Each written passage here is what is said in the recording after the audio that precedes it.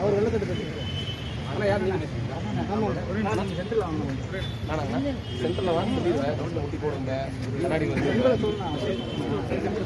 கண்ணாடி போட்டுருக்கீங்க. நான் போகலாண்ணா. நான் ஒருத்தர் மட்டும் பேசுகிறேன். யாராவது ஒருத்தர் பேசுங்க. பேசும்போது மற்றவங்க யாரும் எடுத்து கொடுக்க வேண்டாம். மற்றவங்க பேசும்போது தனியாக சொல்லலாம்.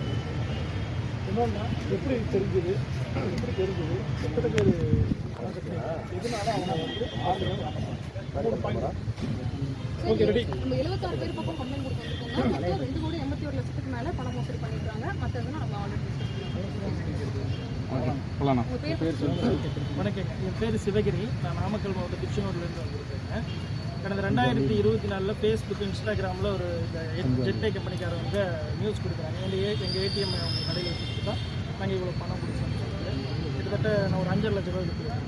ஆனால் எவ்வளோ பணம் கொடுக்குறாங்க அதெல்லாம் சொல்லுங்கள். எங்களுக்கு வீடியோ எடுக்கிறீங்க, எனக்கு நாங்கள் அது நிறையா இது இருக்குது சார். ஒவ்வொரு அமௌண்ட்டும் பே பண்ணி 1 லட்ச ரூபா, 3 லட்ச ரூபா, 5 லட்ச ரூபா ஒவ்வொருத்தரும் பே பண்ணியிருக்காங்க. எல்லாருமே பணம் வந்து ஒருத்தர் பேசுங்க.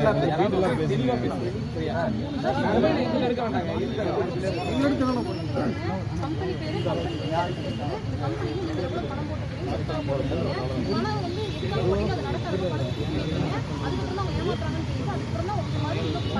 மேடம் ஒரு நிமிஷங்களோ இல்லை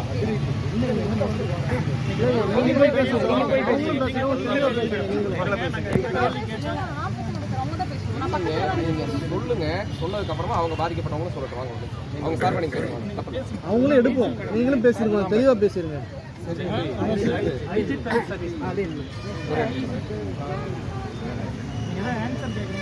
ஓகேங்க. நீங்கள் டீட்டெயிலாக அது என்ன ஸ்டோரின்றது நம்ம எதாவது பேசணும். போகலாம் மேடம். சொல்லுங்கள். எல்லாருக்கும் வணக்கம். என்னோட பேர் ஸ்னேகா. நான் உயர்நீதிமன்ற வழக்கறிஞராக இருக்கிறேன். இன்னைக்கு நாங்கள் ஒரு 76 பேரோட கோவை கமிஷனர் அலுவலகத்துக்கு நாங்கள் வந்திருக்கோம்.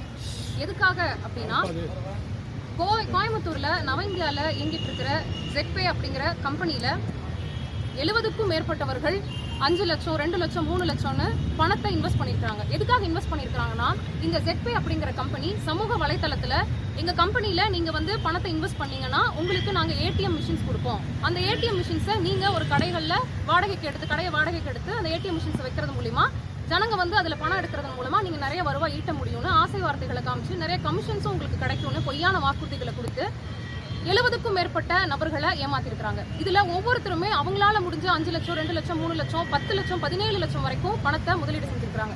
ஏறக்குறைய 76 பேர் இன்னைக்கு நாங்கள் கமிஷனர் அலுவலகத்துக்கு வந்திருக்கிறோம். இந்த 76 பேரும் இன்வெஸ்ட் பண்ண தொகை மொத்தம் 2,81,55,000 இருக்குது. இவ்வளோ பெரிய பண மோசடியில் ஈடுபட்டுட்டு அந்த கம்பெனியினுடைய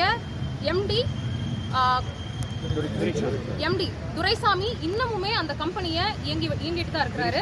இந்த இடத்துல அவங்க மீது நடவடிக்கை எடுக்கணும்னு உடனடியாக சட்ட ரீதியாக நடவடிக்கை எடுக்கணும்னு கமிஷனர் அலுவலகத்தில் நாங்கள் கம்ப்ளைண்ட் கொடுக்கறதுக்காக இன்னைக்கு ஒரு 76 பேரோட நாங்கள் வந்திருக்கோம்.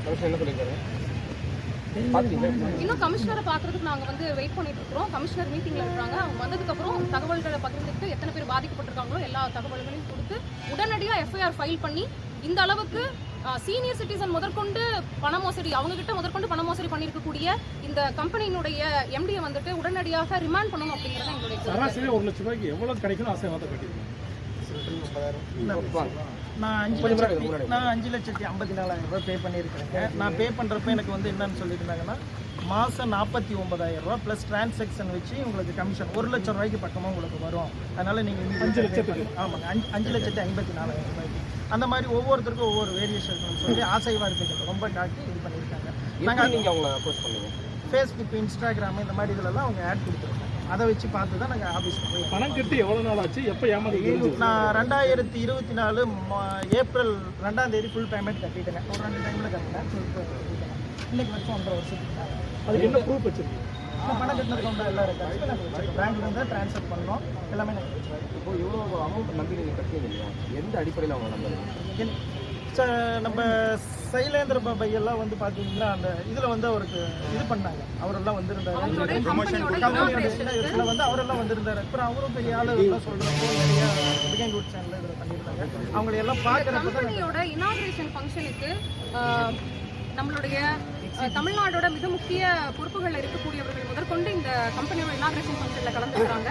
அதனுடைய வீடியோ வந்துட்டு ரொம்ப பிரபலமான சமூக வலைத்தளமான பிஹைண்ட் நியூஸ்ல வந்து பதிவு செஞ்சிருக்காங்க. இதை பார்த்த நபர்கள் தான் நம்பிக்கையோட இந்த கம்பெனில இன்வெஸ்ட் பண்றாங்க. கேட்டா என்ன சொல்றாங்க? சார் உங்களை ரீச் பண்ணுறது பெரிய விஷயமா இருக்குதுங்க. கொஞ்சம் ரீச் பண்ண தெனாவிட்டா பேசுறது, திட்டுறது, எல்லாம் ரெக்கார்ட்ஸ் எல்லாம் வச்சுருக்கோம். திட்டுறது, இதை தரேன், எப்போ கேட்டாலும் இதை தரங்கிறது பெரும்பாலும் உங்களை ரீச் பண்ணவே முடியல. பெரிய இதாக இருக்குது. எப்போ கேட்டாலும் அவர் வந்து இது காண்டாக்டே வரதில்லை. கூட வேலை செய்யறவங்களுக்கு மிரட்டுறது, இந்த மாதிரி இதில் என்ன ரீசன் சொல்றாங்க? சார் இன்னைக்கு வந்துடும், நாளைக்கு வந்துடும், உங்களை கண்டது ரெடி ஆகிட்டே இருக்கு அப்படிங்கிறது தான் அவங்க சொல்லியிருக்காங்க. பர்டிகுலர் ரீசன் இருக்கு இந்த காரணத்தினால எனக்கு வரல. அவங்க வாங்கி பார்த்தீங்கன்னா தன்னாப்பால் எல்லாம் அவங்க நிறைய செலவு பண்ணியிருக்காங்க. எங்களுக்கு கொடுக்க வேண்டிய மிஷினுக்காக வாங்கினதை மிஷினை கொடுக்காம அவங்க நிறைய செலவு பண்ணியிருக்காங்க. என்ன செலவு பண்ணாங்கன்னு அவங்களுக்கு தான் தெரியும். ஆனால் ஏகப்பட்ட செலவுகள் அவங்க அட்வர்டைஸ்மெண்ட் பண்ணியிருக்காங்க. ஆமாம். பொலிட்டிக்கல் ஏதாவது இன்ஃப்ளூயன்ஸ் சார் இதை பற்றின இது எங்களுக்கு சார் இப்போ உங்களை ஏமாத்திட்டா இருக்கிறீங்க, ஆனால் நிறுவனம் செயல்படுது, அப்புறம் எப்படி ஏமாத்திட்டா இருந்தது? சார் எங்களுக்கு பணம் வரல இல்லையா? எதுவும் எங்களுக்கு நானே 45 நாளில் மிஷின் வச்சு தர மாதிரி சொல்லியிருந்தாரு. இன்னைக்கு வரைக்கும் 2 வருஷமாக ஆகிப்போச்சு. இது சம்பந்தமாக நாங்கள் பல முறை கேட்குறப்போ குடிக்கிறப்போ இந்த மிரட்டல் வர்றது, பொய்யான வாக்குறுதி சாப்பிட்றது, இந்த இது இப்போ பார்த்தீங்கன்னா ஆஃபீஸ் ரெண்டு ஆஃபீஸ் இருந்து ரெண்டையுமே க்ளோஸ் பண்ணுங்க.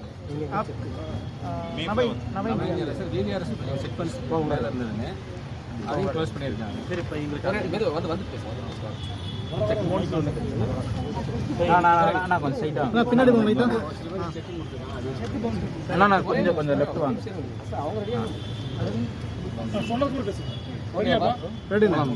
ரொம்ப சோர்மா இப்போ இன்ட்ரோ ஆனேன்னா ஜனவரியில் இங்கே சொன்னார். அது மூலியமாக தான் நான் இன்ட்ரோ ஆனேன். அதுக்கப்புறம் இந்த கான்டாக்ட் நம்பர் கொடுத்துருந்தாங்க.